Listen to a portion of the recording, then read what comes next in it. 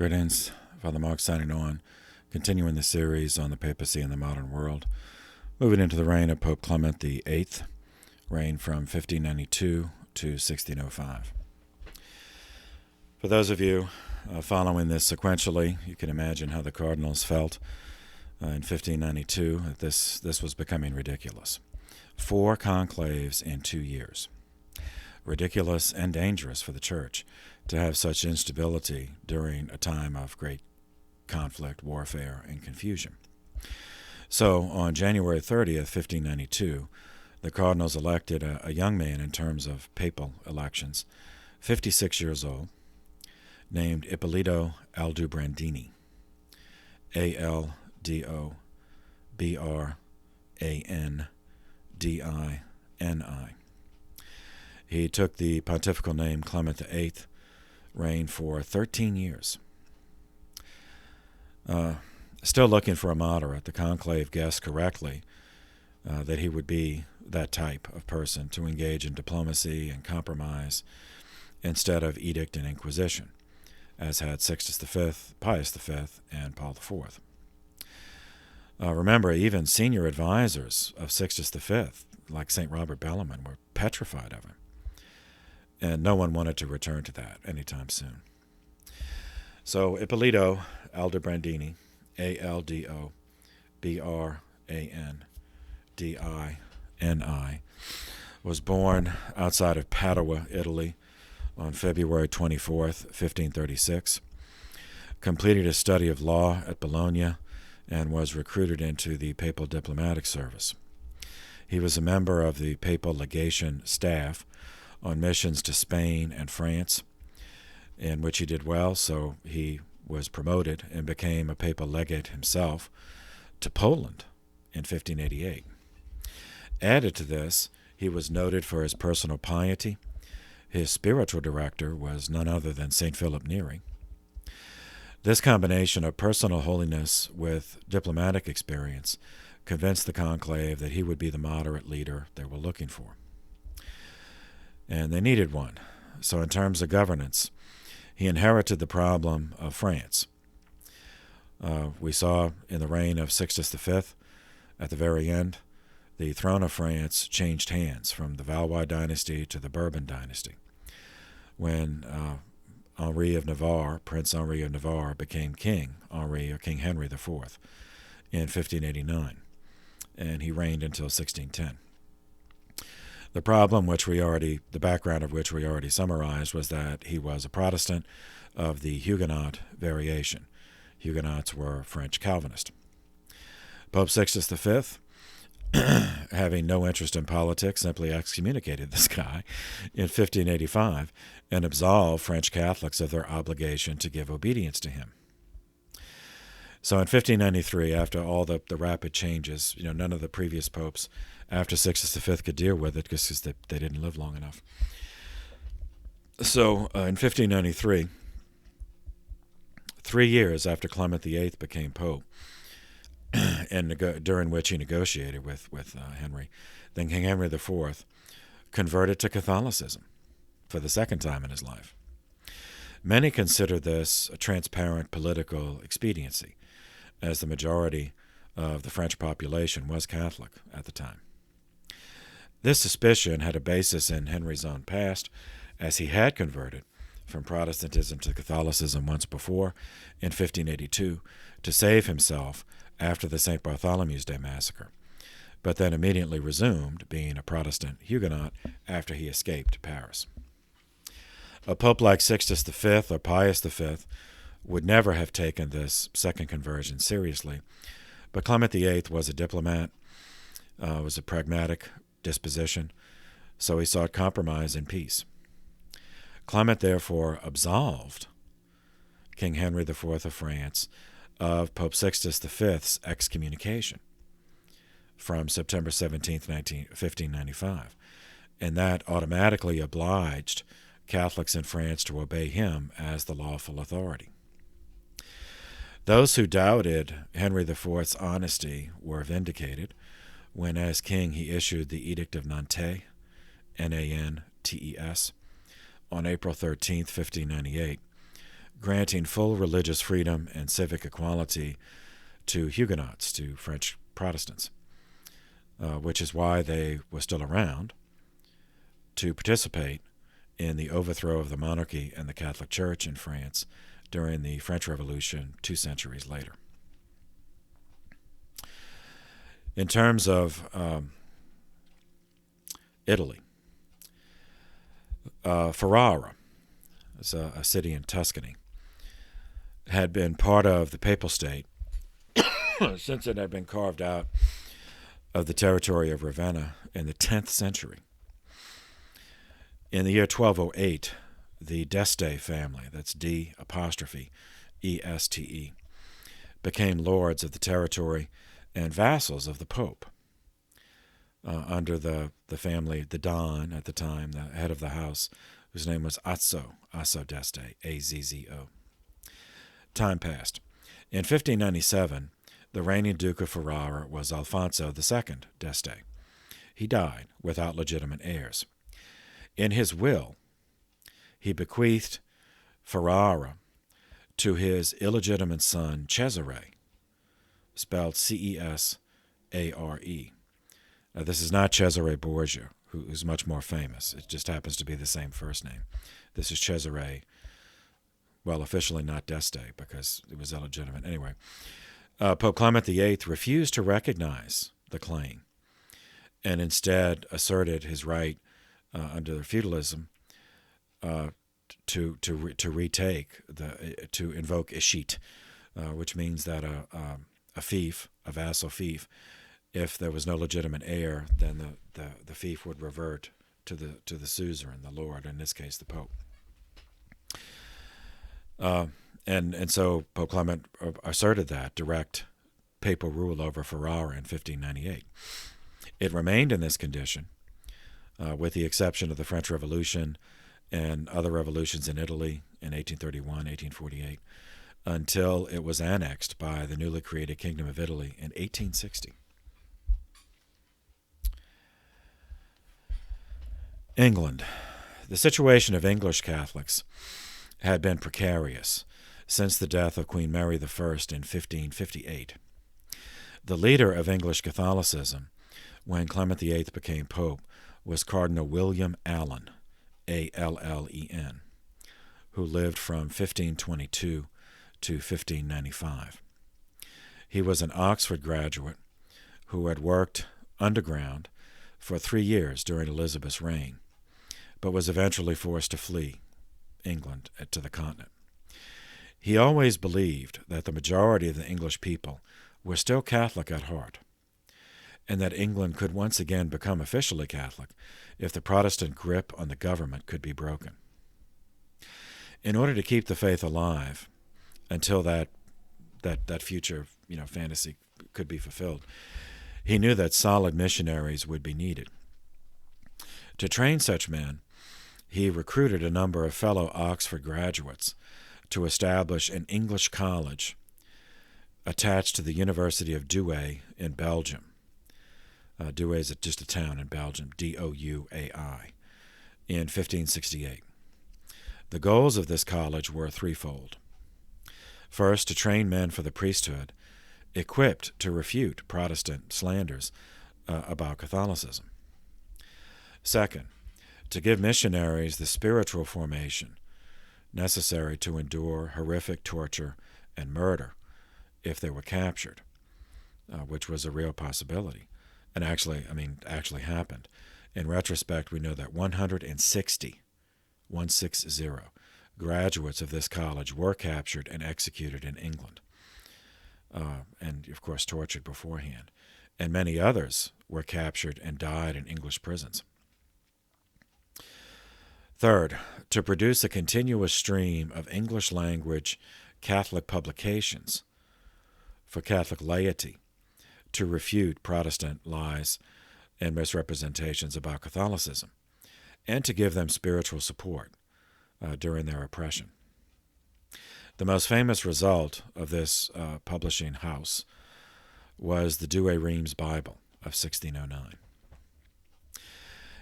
In 1575, William Allen established a second English college, this one in Rome, but suffered a major setback in 1578 when Belgian hostility to the English, due to the English Protestant military assistance to the Protestant Dutch, forced Allen to move his seminarians who were at Douay to a new location. Instead of bringing them to Rome, he relocated his seminary for a time to France, to the French city of Reims, Rheims,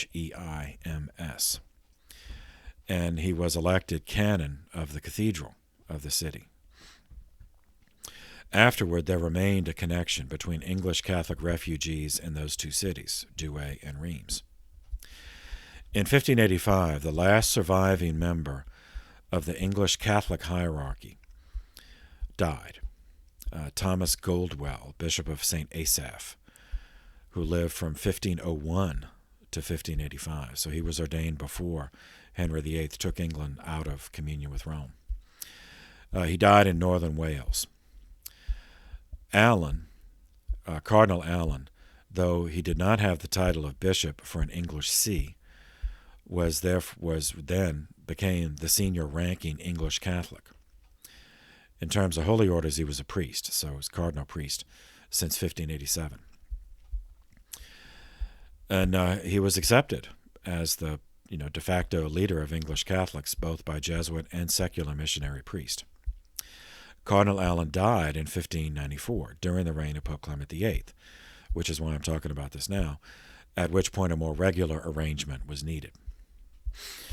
What Pope Clement VIII did not know at the time was that the personal respect that English Catholics had for Cardinal Allen had kept beneath the surface two fundamentally different philosophies regarding the way that Catholics should deal with the Protestant government of England. One group believed that they could not rest until England was once again a Catholic country. This could only happen through a regime change, and regime change could only happen through violence. This group felt that violence was justified, as Pope Pius V had absolved English Catholics of their oath of loyalty to the relapsed heretic Queen Elizabeth I. Those of this mindset were prominent in the pamphlet campaign leading up to the projected invasion of England that was to have taken place under the protection of the Spanish Armada of 1588. The leaders of that group, the militant group, were the Jesuits under the superior of the Jesuit English mission, Roger Parsons. The other group of English Catholics came to be known as the Appellants, for reasons that will be explained shortly. They were prepared to accept that England as a government, as a nation, would not return to the Catholic faith in the foreseeable future. They therefore believed that the interest of the faith would best be served by creating an atmosphere of peaceful coexistence between English Protestants and English Catholics, as had been created in Germany between Lutherans and Catholics through the Peace of Augsburg back in 1555, which we covered earlier in this playlist.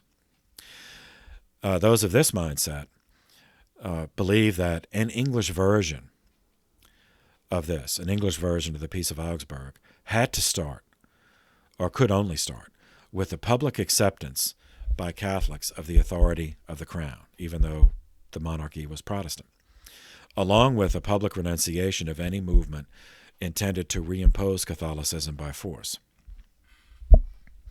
The two divergent views clashed into open hostility after the death of Cardinal Allen, when Pope Clement VIII appointed as superior of the English Catholic missions George Blackwell on March 7, 1598. Blackwell was given the title archpriest rather than bishop because Pope Clement, as a diplomat, hoped to negotiate with England to secure the restoration of a Catholic hierarchy in the country, and did not want to jeopardize that by creating a hierarchy in exile. So Blackwell was, in effect, a vicar forianus, or a dean of a diocese, as we now but he was a dean in charge of England, functioning under the Pope until a regular hierarchy could be restored. Though a secular priest, not a member of religious order, Blackwell was known to share the view of Parsons and the Jesuits that a state of perpetual war existed between Protestant and Catholic in England that could only end when Catholicism was once more the state religion, the state church of England. The mutual hostility was exacerbated by the tension that often exists between secular priests and religious order priests, like Jesuits. Pope Clement VIII inadvertently escalated this tension when he named the Jesuit Roger Parsons as rector of the English College in Rome, even though that was a college intended to train men to be secular missionary priests to serve England. 31 English Catholics, consisting of both lay and clergy, made an appeal to Clement VIII in 1599, which is how they got their designation as the appellants. Their leader was William Bishop. Now that was his name, Bishop, who lived from 1553 to 1624. He was an Oxford graduate who had suffered years of imprisonment in England before escaping to the continent. So these people protested that Blackwell did not represent their views and that his belligerence would place them in danger and would absolutely doom any chance of peaceful coexistence in England. Far better, they argued, to achieve the good that was possible by accepting a reality that could not be changed, which could then end the persecution, rather than add to the body count of those executed by blindly pursuing a dream that was not, at that time, possible to achieve, nor actionable in the foreseeable future. This first appeal was rejected by the Pope, and the appellants were dismissed as being disobedient. Blackwell then decided to press his advantage and humiliate them. He accused them of the sin of schism and demanded that they publicly and in writing repent of this sin. They refused, as they denied that their appeal to the Pope qualified as a schism. The appeal went through three more rounds, before Blackwell was formally reprimanded by the Pope on January 31st, 1603, for his contentious methods. And he was ordered to fill the next three vacancies with priests who had been appellants. The appellant leader, William Bishop, then wrote what came to be known as the Protestation of Allegiance to Queen Elizabeth I, in which he and the 12 other Catholics, English Catholics who had signed it, swore that they would not pursue violent means to restore England to Catholicism. Now, Queen Elizabeth I died that year without ever reading it, but Pope Clement VIII did read it and used it as the basis for a possible reconciliation with Elizabeth's successor, James VI of Scotland, who became James I of England and reigned in that capacity from 1603 to 1625. He was of the Stuart dynasty, which was officially Protestant of the Presbyterian variations, as Presbyterians are Scottish Calvinist, but was thought to be favorably disposed to Catholics because his mother, Mary Queen of Scots, had been Catholic and still was Catholic when she was executed by Elizabeth I in 1587. We covered all this earlier in the playlist. Pope Clement then entertained the hope that the new King James would allow the free exercise of religion in England and permit the restoration of a Catholic hierarchy in some form. In this, Pope Clement was mistaken, but overly optimistic.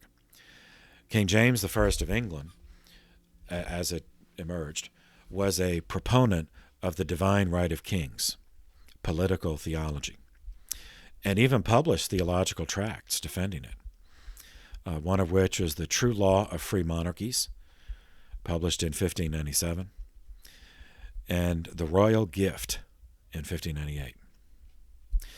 The subordinationist Protestant ecclesiology of Erastianism appealed to him because of its foundational position that the church was subordinate to the state by God's will, because it removed from consideration the possibility that the monarch owed his allegiance to the religious ceremony of coronation.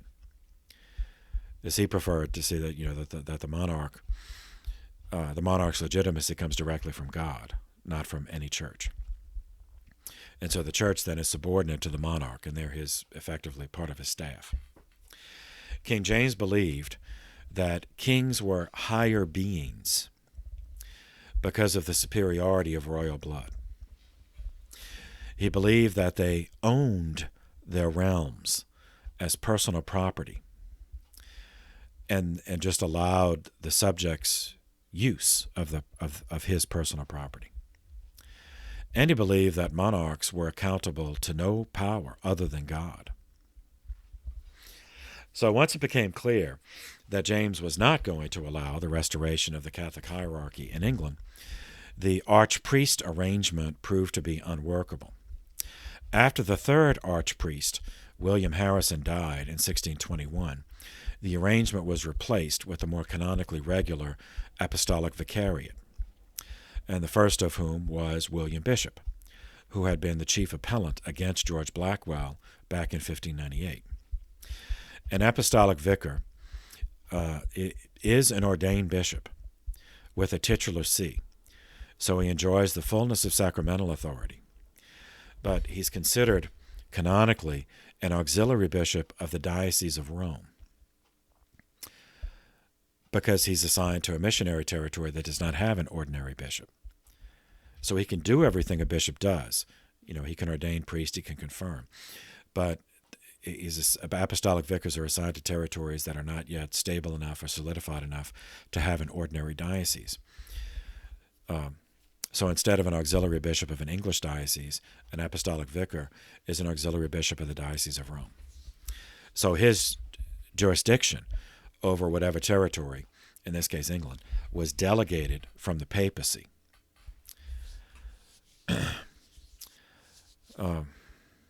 England's Catholics would be governed in this way, and the apostolic vicars would generally live in exile, though some of them would clandestinely sneak back into England, until the 19th century, in the reign of Pope Pius IX, which we cover later in this playlist, or in the Modern History playlist. The appellant controversy left a legacy of bitterness and mistrust between English secular clergy and Jesuits, and among the laity, who had the two different ideas, two different ecclesiologies. And it further complicated the lives of those English Catholics trying to practice their faith in secret.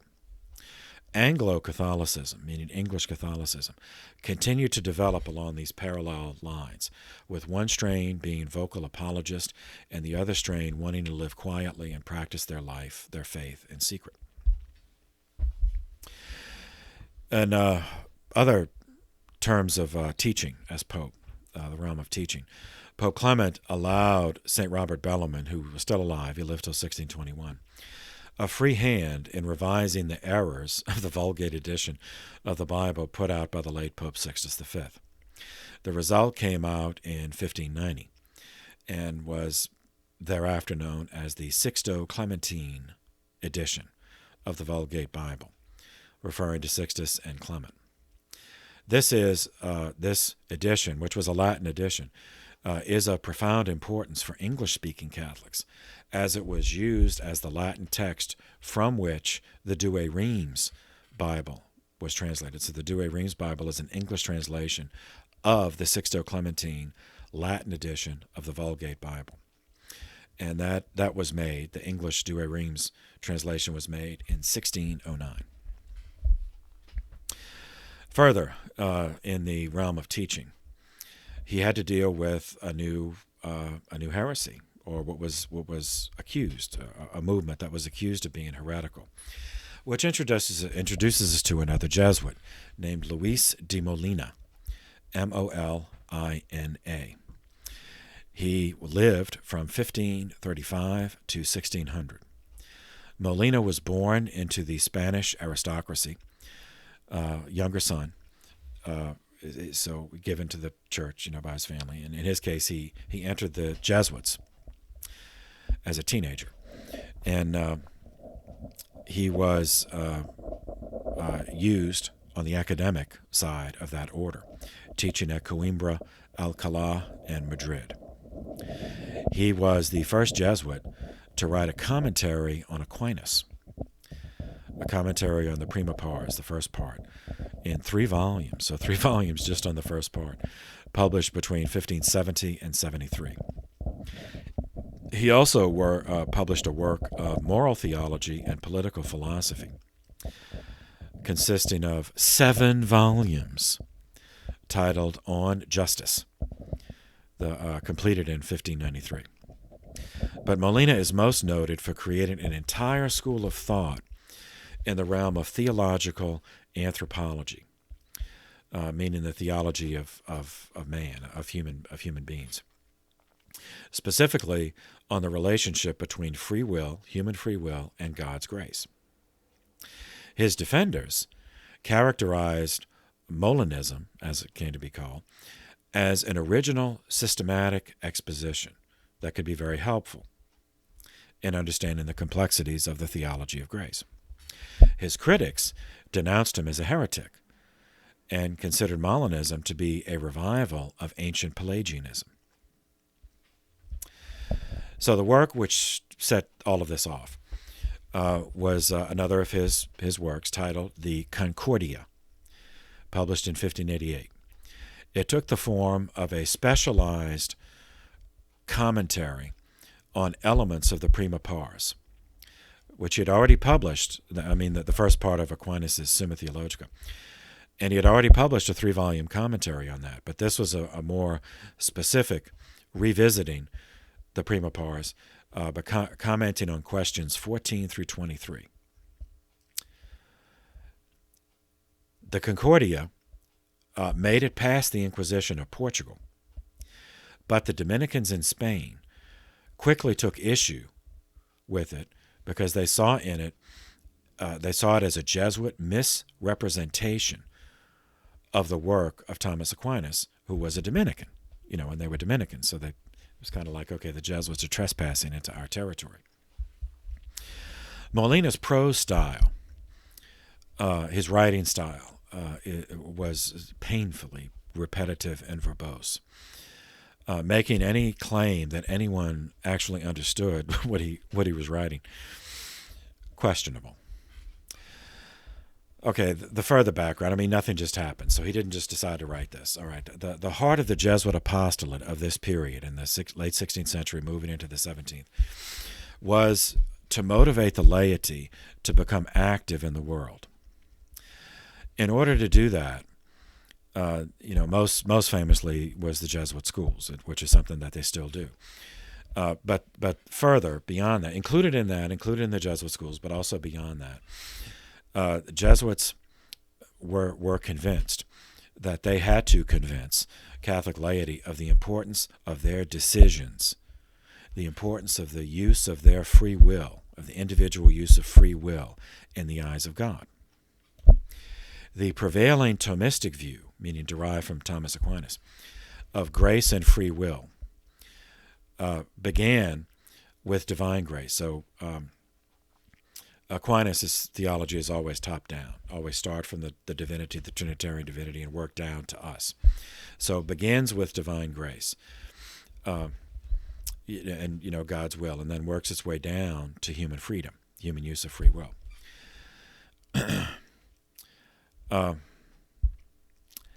In order to remain within the realm of Catholic teaching, any assertions in this realm of anthropology, the relationship of God's grace and human free will, had to maintain, first, that human free will exists, that human freedom has not been destroyed, either by original sin or by the sovereign power of God. So there were many versions of Protestantism, like Calvinism, to believe that human free will, genuine human free will, was destroyed by original sin, that human nature was destroyed. Whereas pietists believed that human free will was destroyed by the sovereign power of God. It just didn't exist. Actual human free will did not exist because of the overwhelming sovereignty of God. So in order to remain within the realm of Catholic theology, any articulation of the relationship between God's grace and human free will had to accomplish both of those, had to be aware of both of those bookends, so to speak, the parameters. So the Jesuit Luis de Molina contrived a solution to the problem of how God, or what he presented as a solution, of how God can give the grace needed to live correctly without predestining who will or will not accept that grace. And that problem is what prompted Molina to publish the Concordia, in which he articulated the concept of divine intermediate knowledge. Seminarians, that's a proper term he uses, so capitalize it. Now, the phrase sounds awkward in English, but Molina meant that God's knowledge, divine knowledge, is not confined to either potential or act, to either what might be or what has become, but was fully aware of both. Hence, that's the way he's using the term intermediate. So that's why it doesn't sound right in English, because the way we currently use the term intermediate, it doesn't actually mean that. But anyway, that's the way he meant it. Further, a corollary to that is that God is not bound by time either. And so God does not have to wait and see, wait to learn what decision we are going to make in a given situation.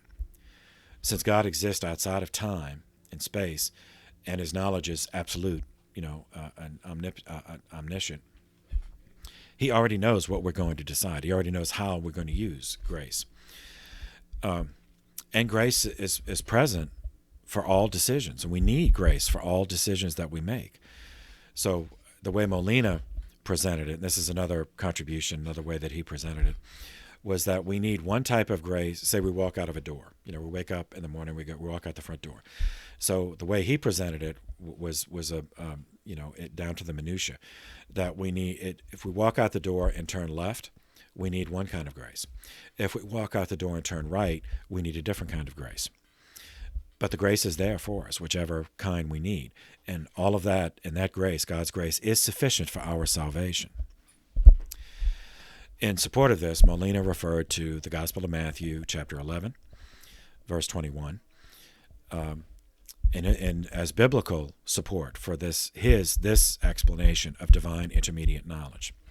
When Jesus said that if Tyre and Sidon had witnessed the signs that he, Jesus, performed in the Holy Land, that they would have repented in sackcloth and ashes.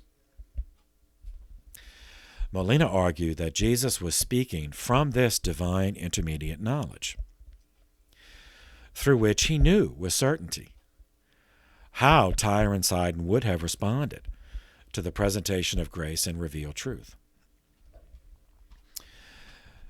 which Jesus, presented in the Holy Land. Tyre and Sidon are not in the Holy Land; they're in Lebanon. So that was a rebuke from Jesus. So this view. This articulation by Molina was in accord with the Jesuit approach of a positive anthropology as a means of motivating Catholics to repair the damage caused by the Protestant movements in all the countries in which it manifested. So all that's the background. So the Dominicans in Spain saw, okay, this Jesuit's trespassing, he's using Aquinas, and worse, he's attributing to Aquinas articulations which we don't see in Aquinas. And Dominicans in general were critical of predestinationism because it was so that there is a Catholic understanding of predestination, but because the term was used by the Calvinist in a completely different way, the Dominicans of the period thought it just wasn't worth using the term. That the teaching can be explained in other ways. So the Calvinist view of predestination was that God has already decided who will be saved and who will be damned, and there's nothing we can do to change it. On the opposite side, Opposite end of the spectrum is Pelagianism, dating from patristics from the ancient period, which asserted that we are capable of saving ourselves, that we don't need God's grace. Just by the correct exercise of free will, we can merit salvation. So, was Molina guilty of either of those extremes, guilty of both, or guilty of neither? That was for Rome to decide. As the faculties of the Spanish and the Portuguese universities became divided over this issue, Pope Clement VIII imposed silence on all sides because the situation was getting out of control, and he ordered that all documents be sent to Rome for review. He created a special commission, which met for 9 years discussing this, from 1598 until 1607, so after Clement died, so it went into the reign of Pope Paul V. After 85 separate conferences of this special congregation, which is an ad hoc committee in church usage, met over this 9-year period, Pope Paul V dissolved it, and he allowed both orders, the Jesuits and Dominicans, to present their respective positions, but forbade them from accusing the other of heresy. So, which can from which it can be inferred that he, Pope Paul V, a future pope, determined that both presentations were within the permitted spectrum of Catholic belief. And that decision of his was on September 5th, 1607. This did not resolve the issue because the question of the relationship between God's grace and human free will would return, most famously in Jansenism, but we'll see that later. In terms of spirituality, having St. Philip Neri as a spiritual director, it is no surprise that Pope Clement practiced the 40 hours devotion to the Eucharist. Once he became pope, he promoted that devotion, and it was through him that it moved from being a local devotion in Milan and Rome and some other cities in Italy to being a devotion of the Universal Church. The 40 hours devotion remained popular until Vatican II. After which, for a few decades after Vatican II, it just disappeared. But then was then kind of replaced with the Eucharistic adoration movement, because the 40 hours devotion was really Eucharistic adoration. It was just, it had a more particular structure, whereas now the post-conciliar, post-Vatican II Eucharistic adoration movement is ideally 24 hours. Ideally every parish would have an adoration chapel that was open 24 hours a day. Now, in reality, that hasn't happened yet, but there are some churches. Each diocese does have some, certain number, certain places, certain parishes that do have an adoration chapel open 24 hours a day. In 1599, Pope Clement VIII received a request from the Bishop of Geneva, Switzerland, Bishop Claude de Granier, that a 32-year-old priest from Savoy be appointed his coadjutor, which means that he would be ordained a bishop, but in terms of the hierarchy would function as an auxiliary bishop to him, Bishop Granier, but would be designated successor, so that as soon as Bishop Granier died, this guy would be automatically Bishop of Geneva. In itself, the request was routine, but what elevated this to more significance is that the Diocese of Geneva was a dangerous assignment, because Switzerland was divided, as so many other countries had been divided by the Protestant movement. And the Protestant part of Switzerland was violently anti-Catholic.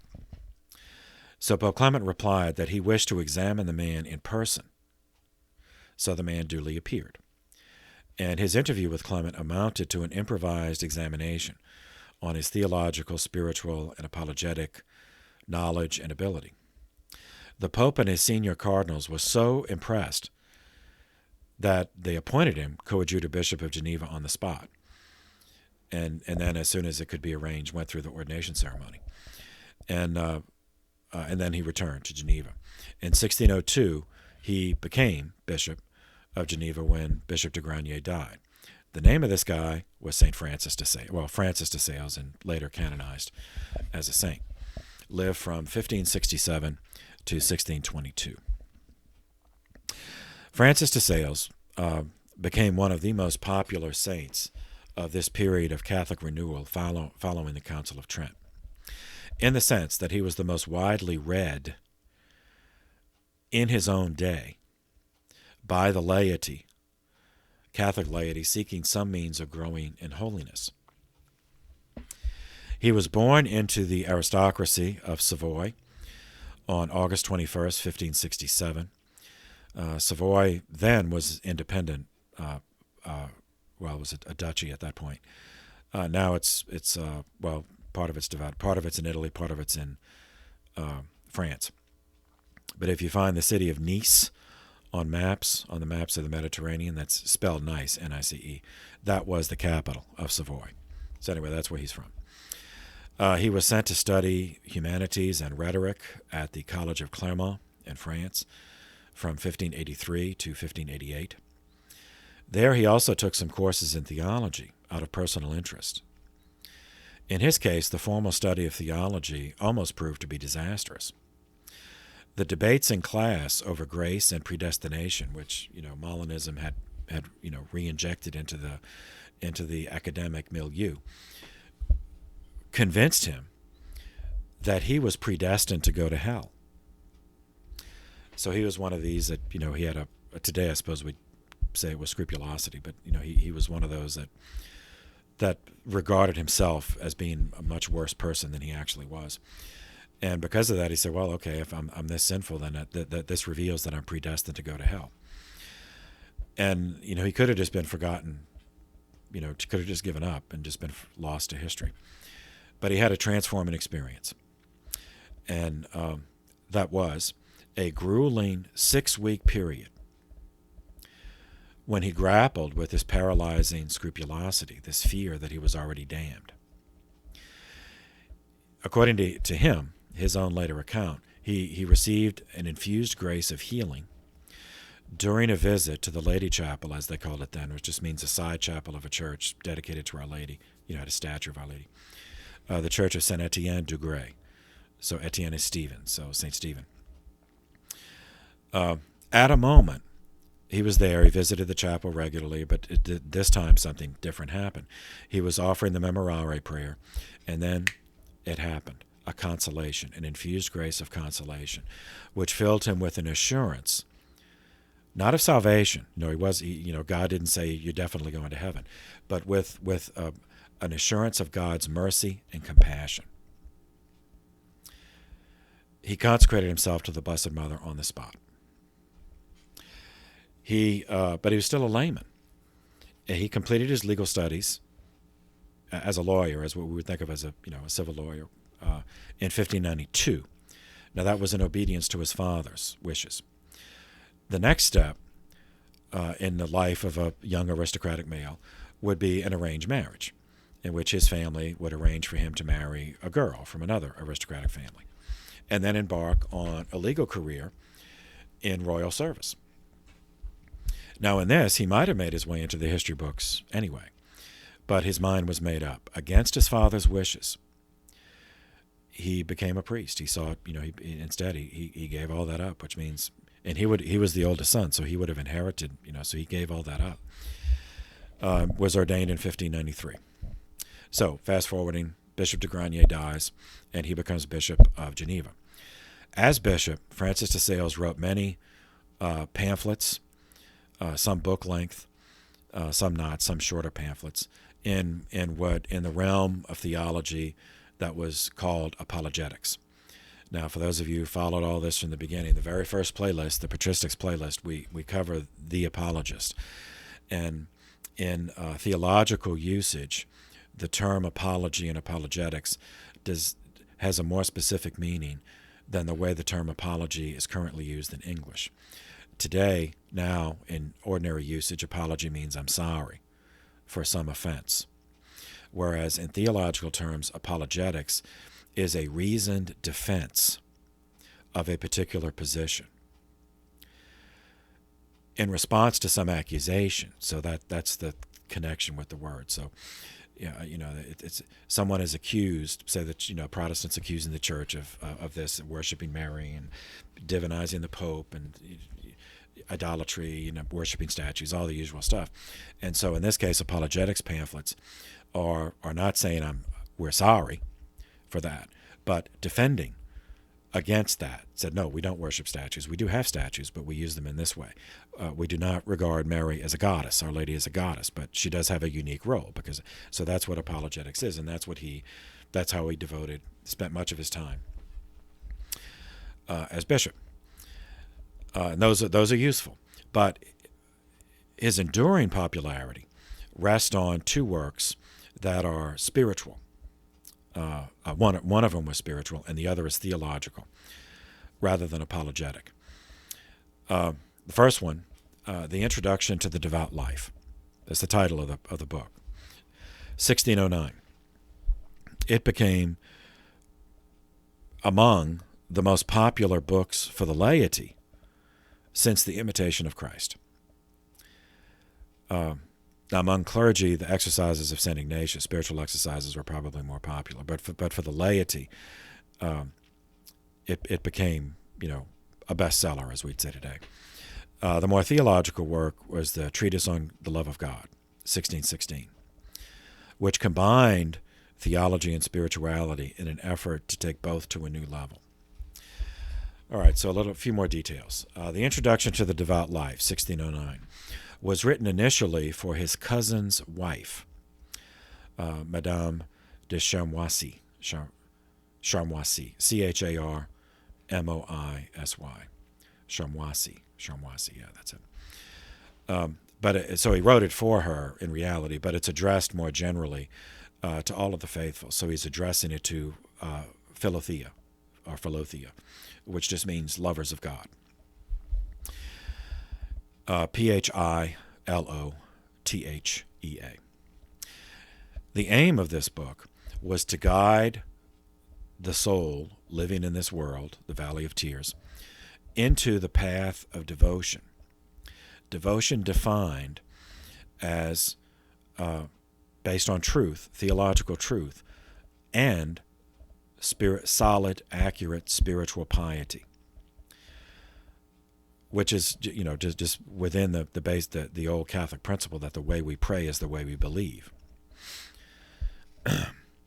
But in order to pray correctly, we have to have accurate knowledge. So why is this prayer accurate? So we have to have some knowledge. So there's that synthesis of knowledge and prayer.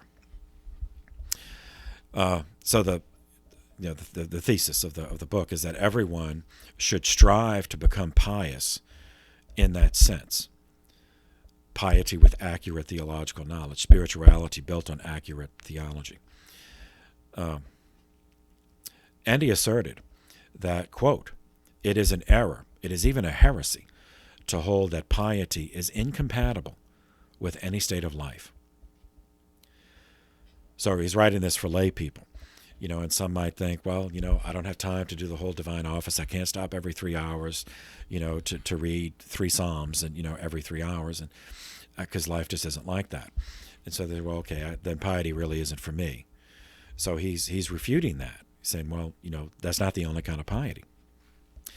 All right, part 1 of the book, Francis, and this, it's a dialogue. It's kind of like a Platonic dialogue. So Francis is helping Philothea, the lover of God, to free the soul, free his or her soul, from all inclinations to or affection for sin. And that's an important word, the affection for sin. So it's specific sins.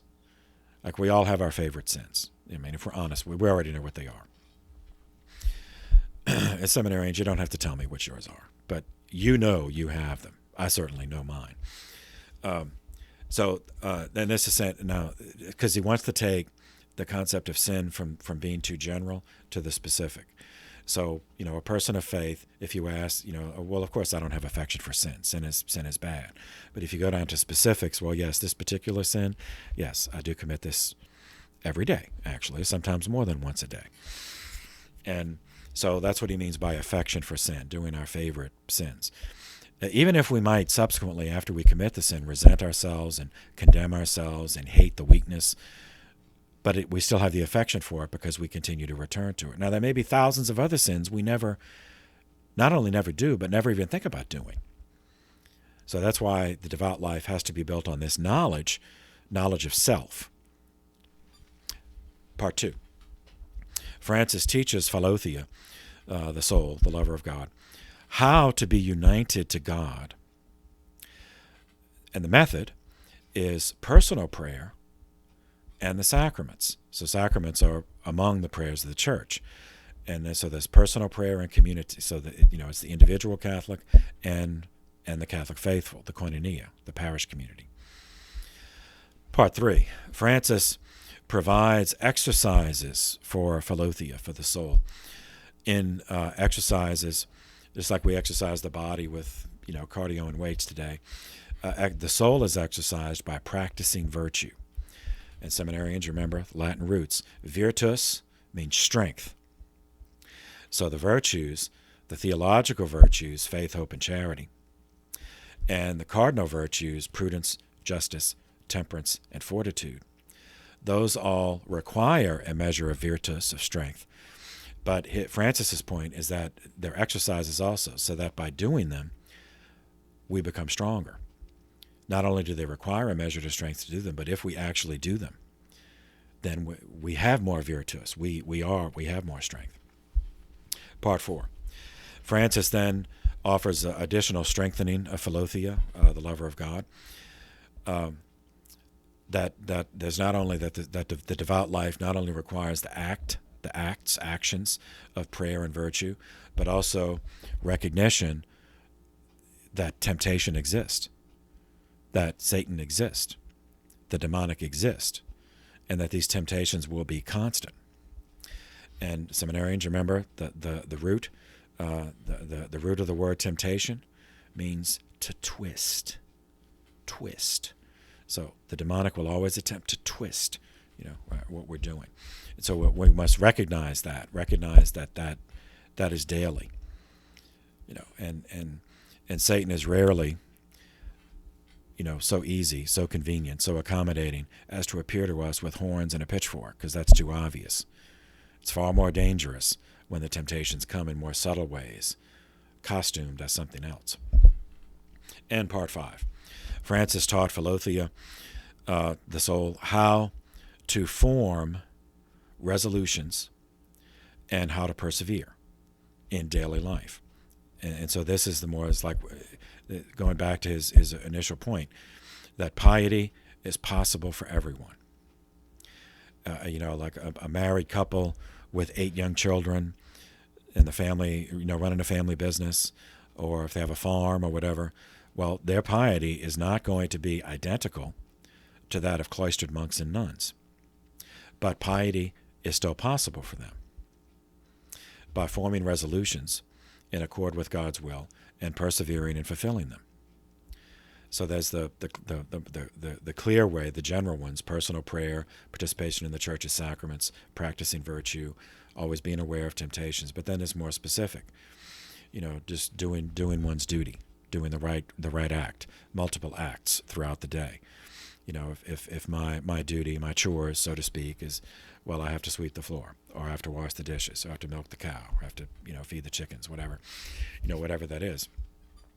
Those are not the grand activities, like participating in mass or saving someone's life, but they are still actions that are good in themselves. So the right act, the right actions, and they're even more meritorious if they are right actions, but we have no enthusiasm for them, yet do them anyway. Okay, chronologically the second, the Treatise on the Love of God, 1616, consists of 12 divisions, 12 books as they say, but 12 divisions. The first 4 deal with the theology of divine love. The 5th extrapolates that love is twofold. There's love of complacency and the love of benevolence.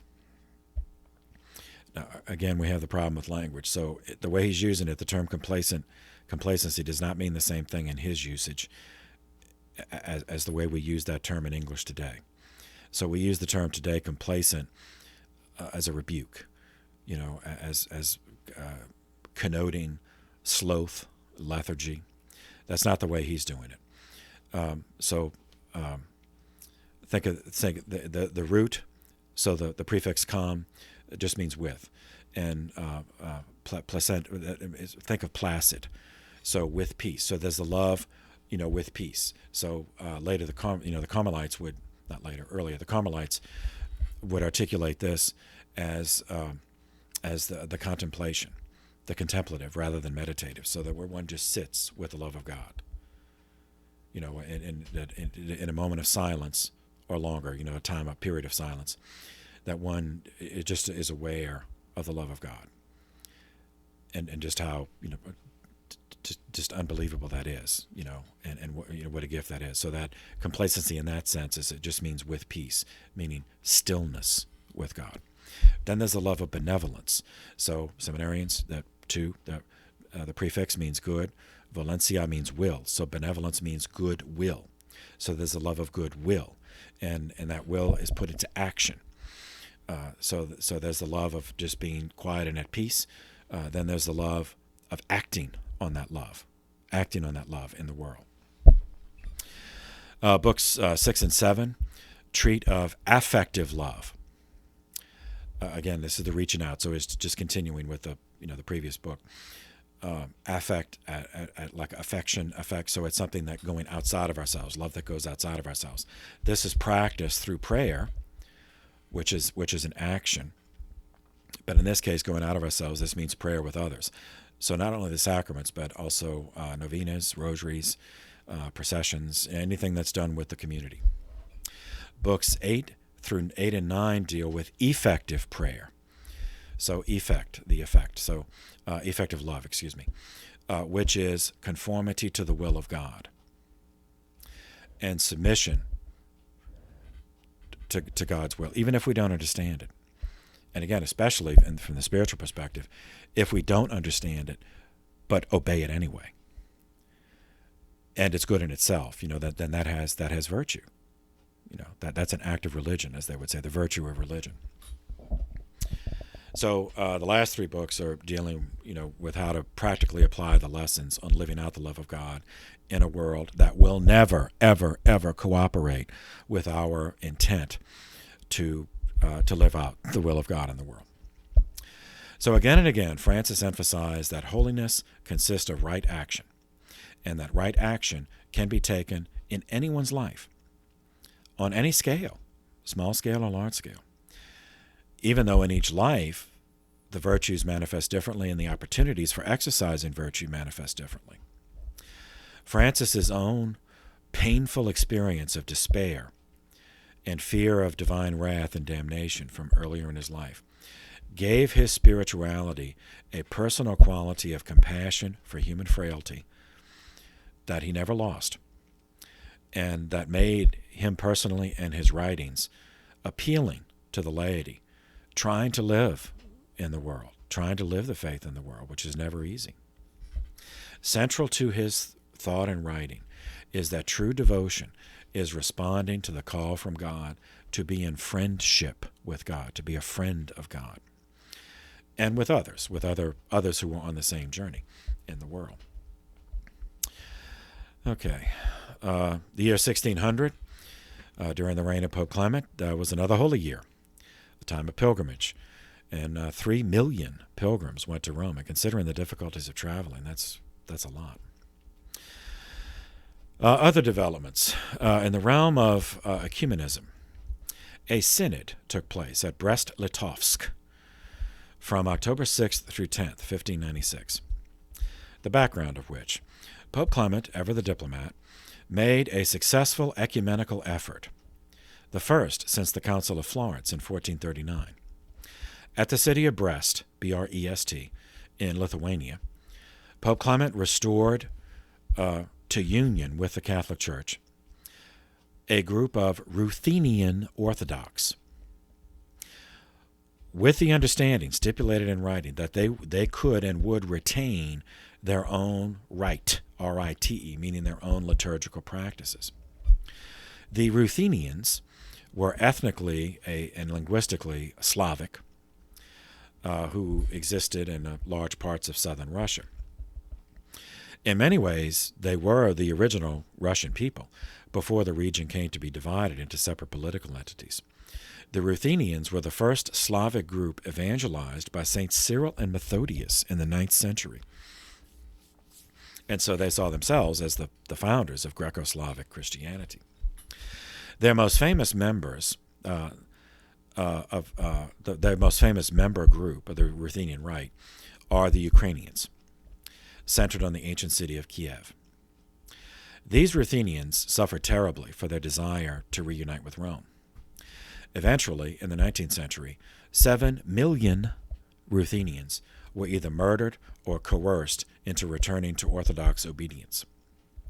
A small number of uniate Ruthenians, meaning those who retain union with Rome, have survived to this day. Pope Clement VIII, who was elected as a diplomat, would seek stability and peace, did so. He did make a few mistakes because he was human, but on the whole, he fulfilled the expectations of the cardinals who elected him in 1592. After a reign of 13 years, he died in 1605, be followed by the reign of Pope Leo XI, to whom we will turn in the next video. So for now, thank you for your attention. This session is adjourned.